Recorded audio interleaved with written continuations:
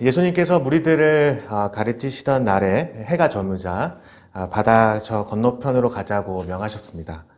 이제 예수님께서 저 건너편으로 가자 이렇게 하신 것은 단순한 장소의 이동이 아님을 마가는 강조합니다. 저편으로 갔다라는 표현은 이제 마가복음에서 한 4번 정도 이제 쓰이는데 귀신을 쫓아내거나 병을 고치거나 오병이어 기적과 같은 이제 특별한 목적이 있을 때마다 사용되었습니다. 그러니까 저편으로 가자 하시고 귀신들을 쫓아내시고 저편으로 가자 하시고 병을 고치시는 일과 오병이어 기적을 보이신 것입니다. 이처럼 오늘 예수님께서 제자들을 데리고 바다를 향해 가신 것은 하나님의 특별한 목적이 있음을 보여주고 있습니다. 윌밍턴 평안 침례교회 성도 여러분, 주님께서 오늘 이 자리로 나오게 하신 이유는 특별히 이 코로나 팬데믹 속에서도 온라인에서나 이 현장에서 이 예배의 자리를 지키게 하신 이유는 우리를 향한 하나님의 특별한 목적이 있음을 믿으시기 바랍니다. 주의 전을 기억하며 주의 말씀대로 주를 찾는 우리에게 하나님께서는 하늘의 위로와 은혜를 충만히 내려주실 것입니다. 이 귀한 주의 은혜를 경험하는 복된 시간 되시기를 소망합니다. 네. 이렇게 제자들은 예수님의 명령에 따라 바다를 향해 나아갔습니다. 그런데 오늘 우리의 기대와는 다르게 제자들은 큰 광풍을 만나 거의 죽을 지경이 되었습니다. 왜 제자들은 예수님의 명령대로 따라갔을 뿐인데 이런 고난을 겪게 되는 것일까요?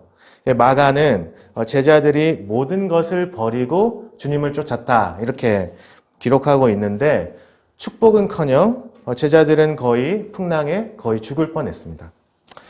이것은 우리의 인생에도 마찬가지 아닌가요? 주님을 신실하게 믿으려고 애를 쓰면 쓸수록 인생의 풍랑이 더욱 거세지는 것을 우리는 자주 경험하게 됩니다. 오늘 본문은 이러한 질문에 대해서 어떻게 대답하고 있을까요? 오늘 본문을 자세하게 살펴보기 위해서는 이제 몇 가지 질문을 해야 합니다. 첫째, 오늘 본문에서 마가는 왜 지리학적으로는 호수밖에 되지 않는 갈릴리 호수를 왜 바다라고 표현했는지를 알아야 합니다. 누가복음 같은 경우는 게네사렛 호수, 갈릴리 호수라고 이렇게 정확히 표현하고 있습니다. 근데 왜 마가는 호수라는 말 대신 마가복음에서 19번이나 쓰고 있는 바다라는 단어를 사용하고 있을까요? 자, 두 번째, 예수님을 모신 배인데, 예수님이 지금 배에 계신데 왜 폭풍우와 같은 풍랑을 만나게 되는 걸까요? 그리고 이와 반대로 왜 예수님께서는 폭풍우가 치는 바다로 제자들을 보내고 계실까요?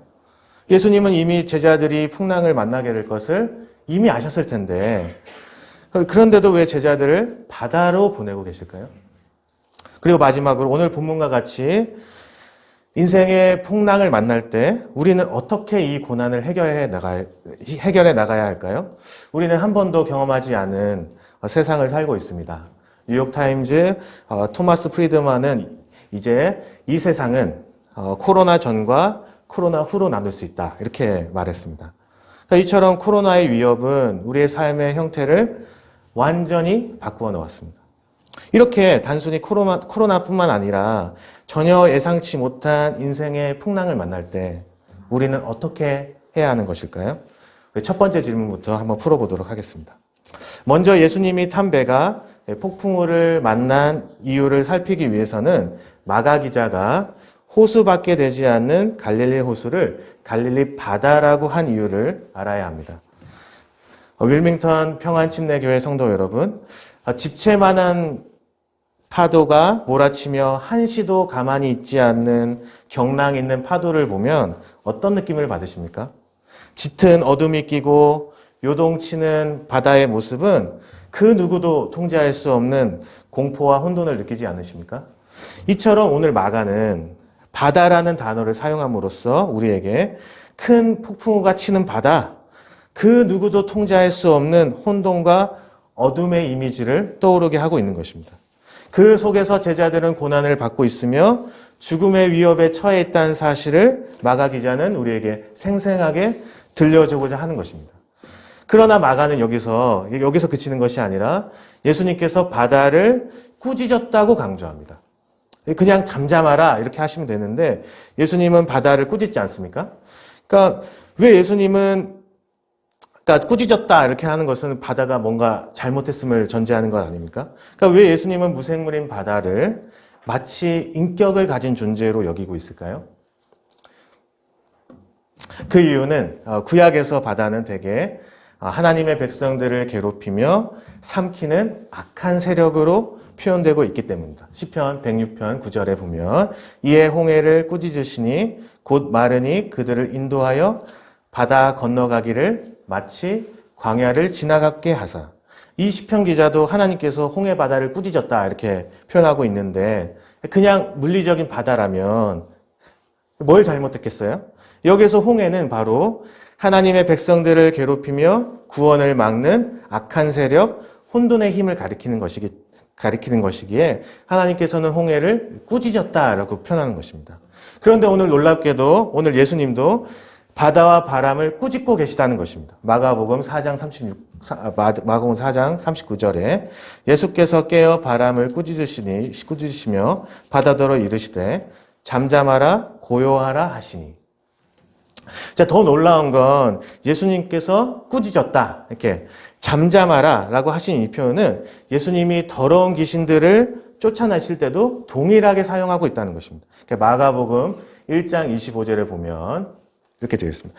예수께서 꾸짖어 이르시되 잠잠하고 그 사람에게서 나오라 하시니 그 즉시 소리치며 나갔다고 마가는 전해주고 있습니다. 그러니까 이렇게 볼 때 이렇게 예수님은 그 귀신을 향해 꾸짖으시며 잠잠하라는 방식으로 귀신을 내쫓으신 것처럼 오늘 바다를 향해서도 꾸짖으시며 잠잠하라는 방식으로 바다를 고요하게 하셨다는 것입니다. 그러니까 이렇게 볼 때 예수님은 바다를 악의 세력과 사단으로 보고 계심이 틀림없어 보입니다. 이것은 다른 신약 본문을 보면 더 잘 이해할 수 있습니다. 요한계시록 13장 1절에 보면 내가 보니 바다에서 한 짐승이 나오는데 뿔이 10이요 머리가 7이라. 내가 보니 바다에서 한 짐승이 나오는데 여기서 짐승은 악한 세력과 사단을 가리키는 말입니다. 그런데 악한 사단이 어디에서 나오고 있습니까? 그렇죠. 바다에서 나오고 있어요. 그러니까 이렇게 성경에서 바다는 악한 세력과 사단이 사는 곳으로 대개 묘사하고 있습니다. 마가는 이와 같은 주제를 예수님께서 군대 귀신을 만나는 모습 속에서도 더 자세하게 나타내고 있습니다. 오늘 본문 바로 뒤에 보면 예수님께서 거라사 지역에서 귀신 들린 자를 만납니다. 예수님께서 더러운 귀신아 거기서 나오라 이렇게 하시자 그 귀신들이 돼지떼로 들어갔다가 바다를 향해 비탈로 내리더라 바다에서 몰살했다고 했습니다. 그런데 왜 귀신 들린 돼지떼가 바다로 들어가죠? 돼지떼가 미친 듯이 바다를 향해 들어가고 있습니다. 이렇게 바다는 악한 세력이 있는 사단의 장소이기 때문에 예수님은 사단이 원래 있는 곳으로 쫓아내고 계시는 것입니다. 성도 여러분, 수천 마리의 돼지떼가 괴성을 내며 수장되는 모습을 한번 상상해 보십시오. 마치 바다가 성난 것 같이 요동치는 느낌을 받지 않으십니까?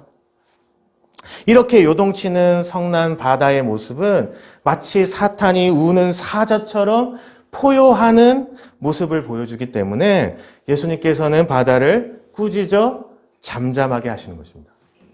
그렇다면 왜 예수님을 모시고 가는 제자들에게 풍랑과 같은 고난이 닥치는 것일까요? 우리의 인생을 보아도 우리 인생배에 주님을 모시고 항해하는 우리에게 왜 폭풍과 같은 시련이 찾아오는 것일까요? 그 이유는 악한 세력과 사단이 우리가 주님을 따르는 것을 가만히 두지 않기 때문입니다.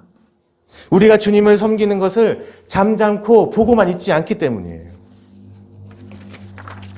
특별히 마가는 배와 관련된 상황과 배라는 단어를 17번이나 마가복음에서 자주 반복하면서 사단이 왜 제자들을 공격하는지를 보여주고 있습니다. 그러니까 마가는 왜 배라는 모티브를 자주 사용하고 있냐면 보세요. 배에서 생업을 하던 제자들이 배에서 예수님의 부르심을 받았고 모든 것을 버리고 배를 버리고 주님을 쫓았지만 예수님께서는 배에서 기적을 보이시고 배에서 하늘의 비밀을 가르치셨다는 거죠.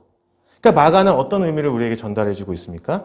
전에는 제자들이 물고기를 잡는 갈릴리 어부였지만 이제는 사람을 낚는 주님의 어부가 되게 하셨다는 거예요. 전에는 자신의 삶을 위해서 살았지만 이제는 주님을 위해서 사는 존재가 되었다는 것입니다. 그러니까 사단이 제자들을 공격하는 것은 당연한 것 아닙니까? 이처럼 주님을 따르는 우리도 주님의 제자요, 주님의 어부의 사명을 받은 것이기 때문에 사단은 우리가 주님의 사명을 감당할 수 없도록 끊임없이 괴롭힌다는 것입니다. 폭풍과 비와 바람과 파도로 사단은 이 모든 것을 동원해서 우리를 절망케 하고 우리를 무너뜨려 결국에는 주님으로부터 떠나가게 만든다는 것입니다. 이것이 사단의 목적이기 때문에 자신이 할 수 있는 모든 것을 다해 방해하는 것입니다. 사단이 왜 이렇게까지 제자들을 막아설 수밖에 없었는지를 마가 기자는 군대 귀신 사건을 통해서 더 극적으로 보여주고 있습니다. 오늘 예수님이 제자들을 데리고 이제 바다를 건너 도착하신 곳은 아까 말씀드린 대로 군대 귀신이 있는 거라사 지방이에요. 예수님과 제자들이 거라사 지방으로 가신 이유는 하나님 나라의 복음을 전파하기 위해서였습니다. 그런데 왜 군대 귀신이 예수님께 와 무릎을 꿇으며 이 지역에서 내쫓지 말라고 이렇게 간청했을까요? 그 이유는 그 지역이 어떤 상태인지를 잘 나타내고 있기 때문입니다. 쇠사슬을 묶어도 쇠사슬을 끊고 고랑을 깨트리고 그 누구도 통제할 수 없는 광포한 귀신들이 그 지역에 살고 있었다는 것입니다. 그 당시 군대라고 이렇게 붙여지기 위해서는 3,000명에서 6,000명의 숫자가 되어야 군대라고 표현했습니다. 그렇다면 군대 귀신이 들린 사람에게 그 사람에게 얼마나 귀신들이 들어가 있는 것입니까? 3,000에서 6,000의 귀신이 들어가 있는 거죠. 그렇게 악한 세력이 강하게 다스리고 있는 지역에서 오늘 하나님 나라의 복음을 전하는 제자들과 예수님으로 인해 그 귀신들이 물러가고 있다는 것을 보여주고 있다는 거죠. 그러니까 사단의 견고한 진이 무너져 내리고 있다는 것입니다. 그러니까 사단은 자신이 할 수 있는 모든 것을 다해 예수님이 오시는 것을 방해할 수밖에 없는 거예요. 더 나아가 베르너 켈버라는 신약학자는 이 본문을 좀 더 풍요롭게 해석해주고 있습니다. 제자들이 광풍을 만나 조금도 나아가지 못하는 이유는 유대인이 이방인에게 나아가는 것이 얼마나 힘든지를 보여준다는 거예요. 그러니까 이게 무슨 말이냐면 예수님과 제자들이 있는 곳은 유대인이 사는 유대 지역이에요. 그리고 바다 건너편 저 거라사 지역은 이방인들의 지역이에요. 그러니까 즉 유대인은 이방인들을 개같이 여겼기 때문에 유대인이 이방인들에게 복음을 들고 나아가는 것이 얼마나 힘든지를 보여준다는 거예요. 그러니까 우리는 요나를 보면 잘 알 수 있듯이 절대 니느웨로 가지 않잖아요. 끝내 다스시스로 가지 않습니까?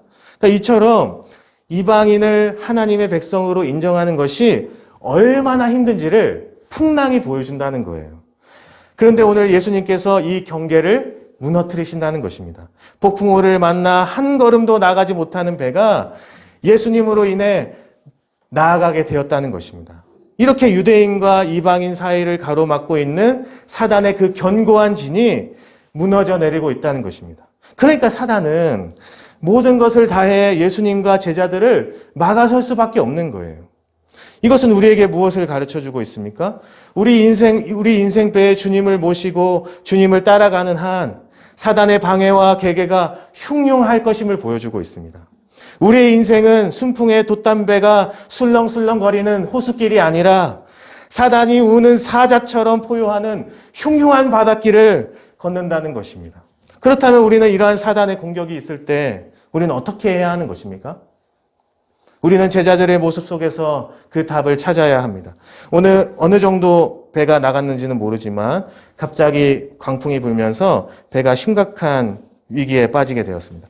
당시 갈릴리 배는 고작 한 15명 정도 탈 수 있는 작은 배입니다. 그 작은 배가 37절에 보면 물결이 배에 부딪혀 물이 가득하게 되었다. 이렇게 표현하고 있는데 이제 배에 부딪혀 가득하다. 이런 이 동사의 시제는 지속적이고 반복적인 시제예요. 그러니까 배에 한 번 물이 들어온 것이 아니라 물이 지속적으로 배에 들어왔다는 것입니다. 그리고 제자들은 오랜 시간 동안 사투를 벌였음을 보여주고 있습니다. 처음에는 제자들 상당수가 이제 어부였기 때문에 얼마든지 광풍을 뚫고 나갈 수 있을 것이라고 생각했던 것 같습니다. 그러나 거대한 풍랑 앞에서 배가 부딪혀 물에 잠기게 되자 그때서야 제자들은 비로소 예수님을 찾게 되었습니다. 예수님은 그때 뭘 하고 계셨습니까? 네.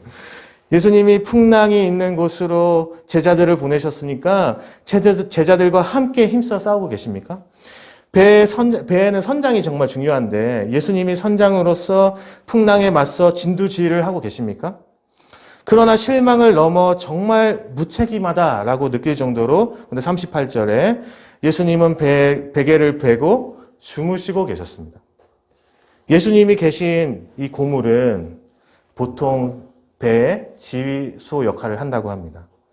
풍랑이 불고 배가 부서지고 제자들이 아우성치는 이 아수라장 가운데서도 예수님은 주무시고 계셨습니다.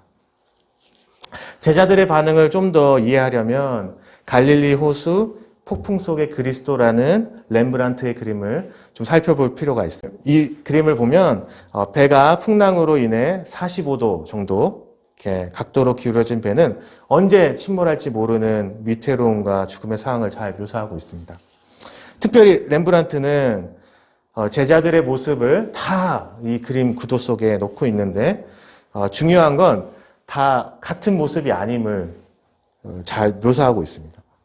어떤 제자들은 자신들에게 닥친 경량에 대해서 이제 최선을 다해 싸우는 모습을 나타내고 있고 어떤 제자들은 언제 부서져 내릴지 모르는 것을 굳게 잡고 있습니다.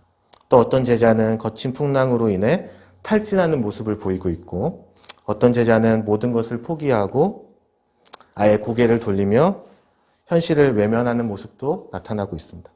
그리고 마지막 배 위쪽에는 예수님을 깨우고 있는 제자들의 모습을 그려놓고 있습니다. 렘브란트는 이 그림을 통해서 우리에게 무엇을 말해주고 있을까요? 저는 처음에는 이제 렘브란트의 그림을 보면서 진짜 잘 그렸다.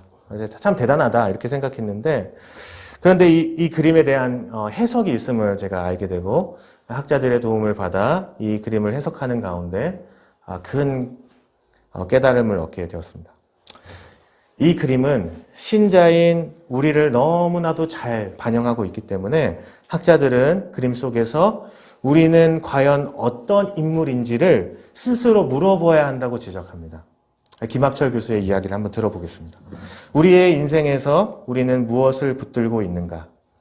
악마적 세력과 같은 광풍 속에서 자신의 힘으로 자연에 맞서려고 하는 호기로운 인생인가?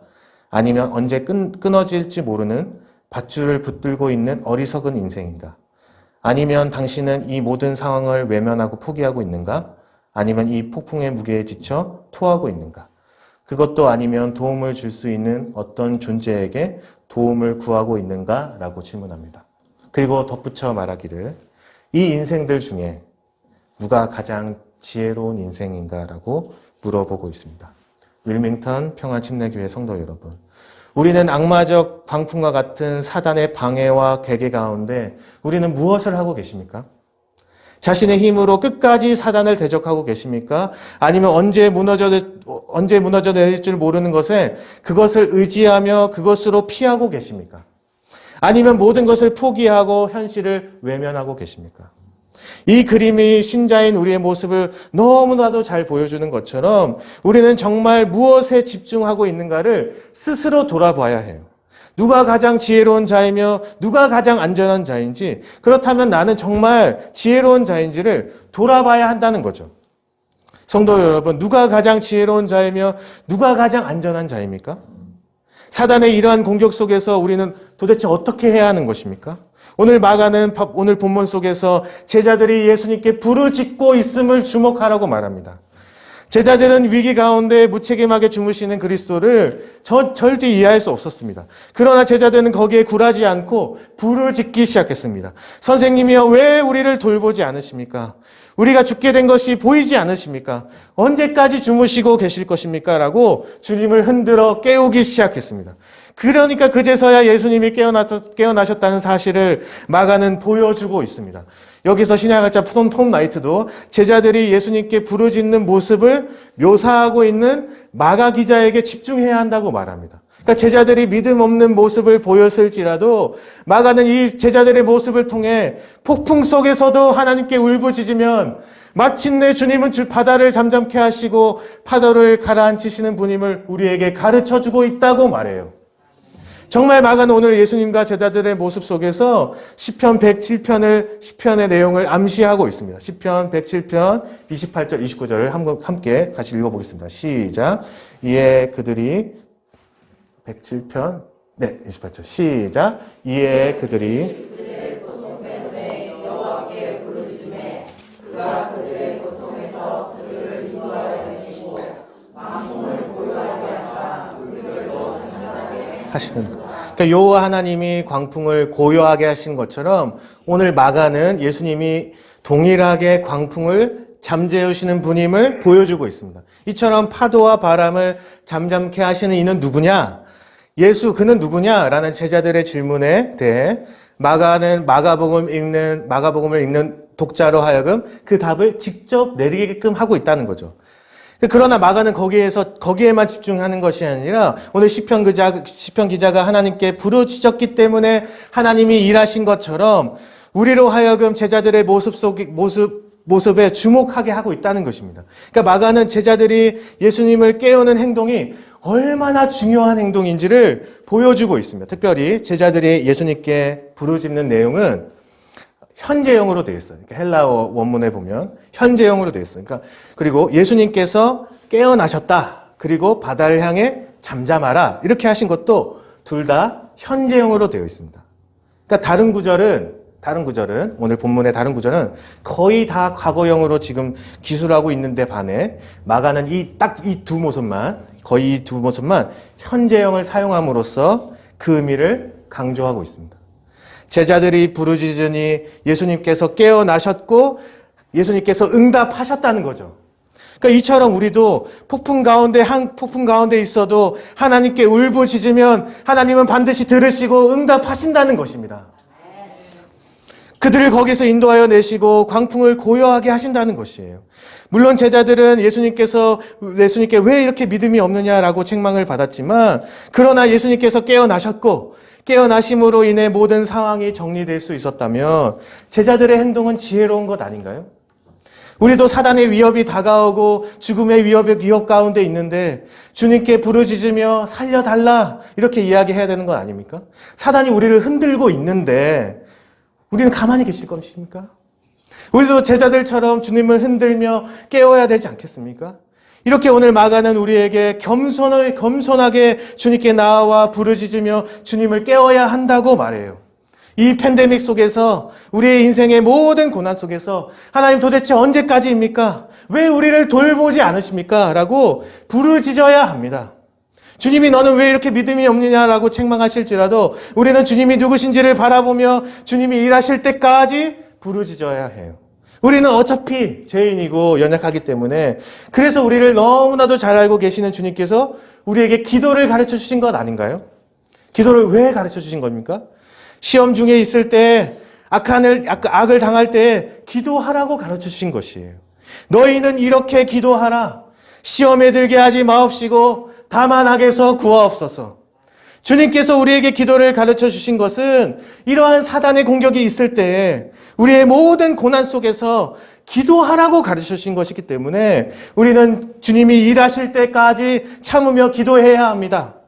그렇게 할 때 오늘 마가가 주목하는 것처럼 마침내 우리 주님께서 사단을 꾸짖으시며 인생의 폭풍을 잠잠케 하시는 그 주님을 목도하게 된다는 것입니다. 사랑하는 윌밍턴 평안침례교회 성도 여러분, 오늘 예수님께서 왜 제자들을 악한 세력이 우글거리는 바다로 가게 하신 것입니까? 그 풍랑 속에서 폭풍우를 잠재우시는 주님을 보게 하기 위해서입니다. 그 폭풍우와 소용돌이 속에서도 우리를 돌보시는 그 주님을 경험하게 하기 위해서입니다.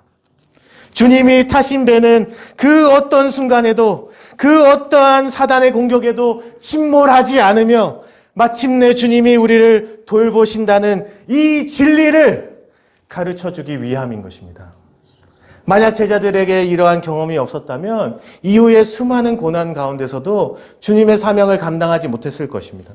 풍랑을 잠재우며 죽음조차도 이기신 그리스도를 경험한 후에야 그 제자들은 로마의 그 심한 박해와 사단의 끝없는 방해 속에서도 주님의 사명을 감당할 수 있게 된 것입니다.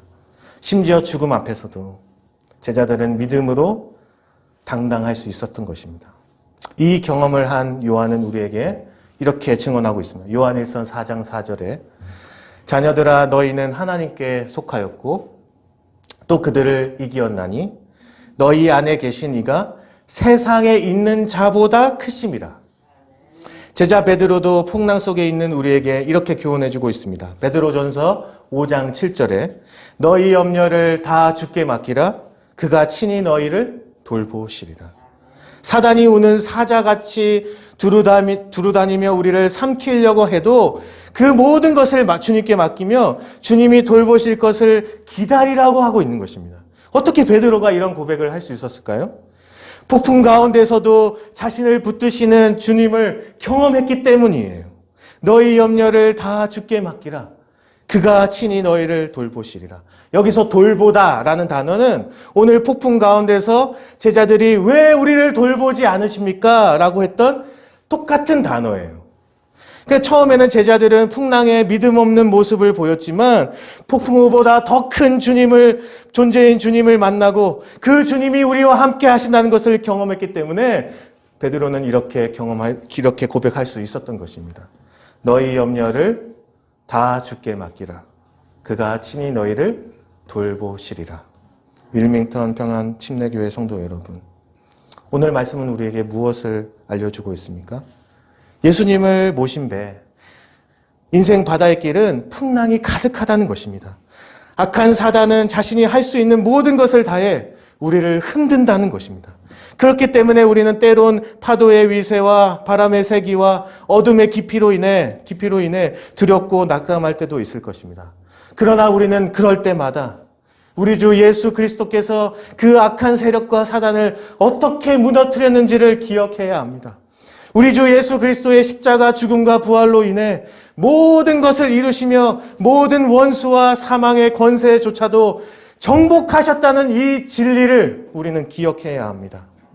그분이 우리의 주가 되시고 하늘의 모든 권세와 능력으로 우리를 친히 돌보신다는 그 사실을 우리는 기억해야 합니다. 그렇기 때문에 우리는 어떤 환난이라도 이겨나갈 수 있습니다. 사랑하는 윌밍턴 평안침례교회 성도 여러분, 주님은 우리에게 풍랑 없는 인생을 약속하지 않으셨습니다. 그러나 주님께서 우리에게 약속하신 것은 우리가 환난을 당할 때, 그리고 어떤 풍랑 속에 있을 때 우리와 함께 하시겠다고 약속하셨습니다. 우리가 주님 안에 있는 한 그 어떤 광풍도, 그 어떤 파도도 우리를 해할 수 없습니다. 따라서 우리 인생배는 모진 풍랑에도 결국 저 하늘 항구에 도착하게 될 것이며 우리는 영생을 누리게 될 것입니다. 이 믿음으로 끝까지 승리하는 우리 성도님들 다 되시기를 주님의 이름으로 축복합니다.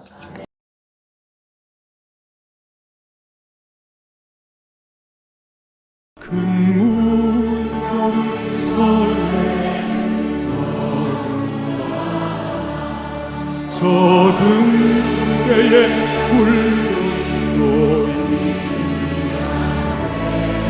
이 풍랑에서 항해하는 주 예수님이 내게 사고 신앙 고백으로 나 두려워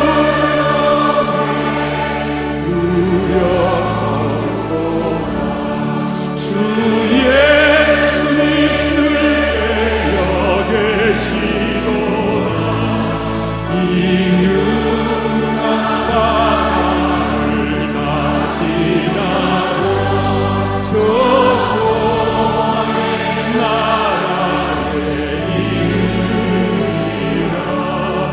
큰 풍랑이 이해를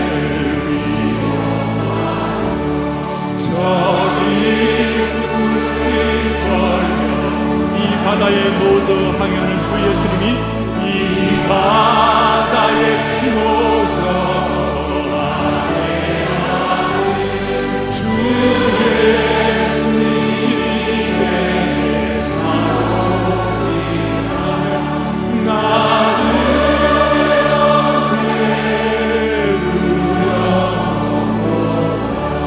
주 예수님을 배워겠으리로다. 이 흉한 바람을 다지나며 저 소망의 나라에 이르 큰 소리로